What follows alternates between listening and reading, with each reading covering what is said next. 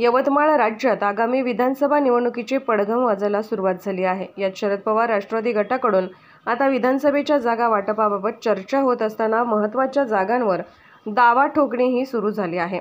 सोबतच माजी आमदार संदीप बाजोरिया यांनी यवतमाळ येथे पत्रकार परिषद घेऊन यवतमाळ विधानसभेच्या जागेवर शरद पवार गटाचा दावा ठोकत सोबतच येथून ते स्वतः निवडणूक लढणार असल्याचीही घोषणा केली।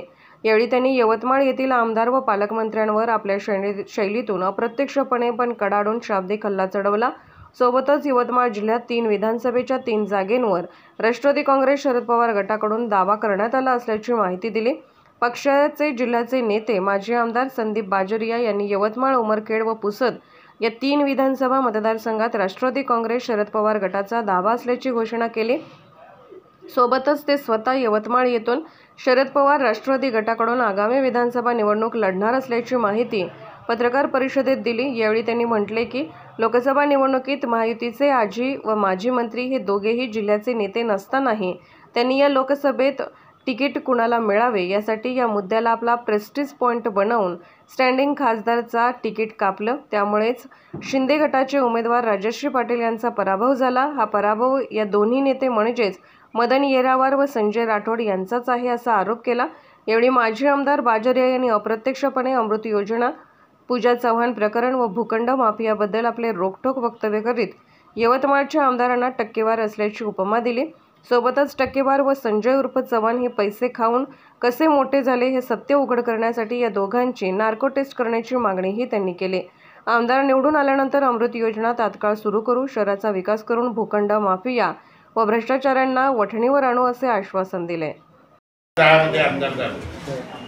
त्यांच्यापैकी जे गावगुंड त्यांच्याजवळ असतील चोकाड ते माझ्याला भेटीला येतात, परंतु तुम्ही 15 वर्षापासून तर तुम्ही ओळखत असाल। एखादा एक सिग्नल असा प्रसंग दाखवावा की कोणत्या गावगुंडाची ज्याला काही मदत असते आर्थिक किंवा ते मी केली असेल ते भाग वेगळा, त्याची मदत घेऊन ती एखादी जागा कुठे घेतली का, कोणाचं घर खाली करायला लावलं का, कोणाला म्हणजे धमकायला पाठवला का, सुरेंद्रराव का कोणाच्या इशाऱ्यावर माझ्या विरुद्ध दमदाटी करायला लावली का, असं एखादा प्रसंग सांगा ना। आपणच करतो, विचारतो काय कसं काय। त्याचा एक म्हणजे त्याचा खूप फायदा झाला माझ्यासोबत। तर मी कधी कधी ते फेसबुकवर मला राहायची खूप सवय आहे, मी अपडेट राहतो, म्हणजे इकडं सक्रिय नाही राहिलं तर फेसबुकवर राहतो। ते फेसबुकवर मी एक लेख लिहिला होता, एका जणांना त्याच्या कमेंट लिहिली, म्हणजे विचारलं गेलो ना, तर म्हणलं काय ते बायकोला केव्हा भेटलं म्हटलं का हे लिहिले याचा माझं काय घेणे।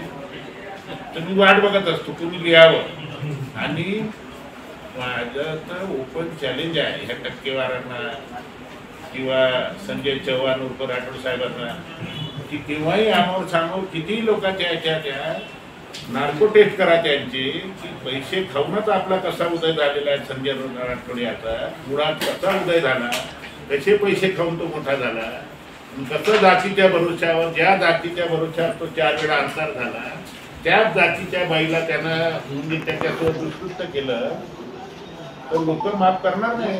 मी केलं तर मला नाही भेटणार। आणि तुमच्या प्रश्नाचं जे उत्तर आहे, काँग्रेस 2 नंबरवर राहिली, काँग्रेस 2 नंबरवर कधीच नव्हती। प्रत्येक कुठं मोदीची लाट असली तरी 100% मतं मोदीच्या लाटेमुळे भाजपला भेटत नाही किंवा काँग्रेसला भेटत नाही। विरोधकाचे मतं आक्रोशकच समजा हे नाही चालले, तर नाईलाजानं म्हणून मोठा पर्याय काढलेला आहे अजित पवारांचा गट आणि आदरणीय साहेबांचा गट। तर काही लोक गेले, काही लोक इथे थांबले बनाना किंवा अशा रीतीने, तर अनेक लोक आहेत परत आले, त्यांना तिकडे काही भेटलं नाही म्हणून। आणि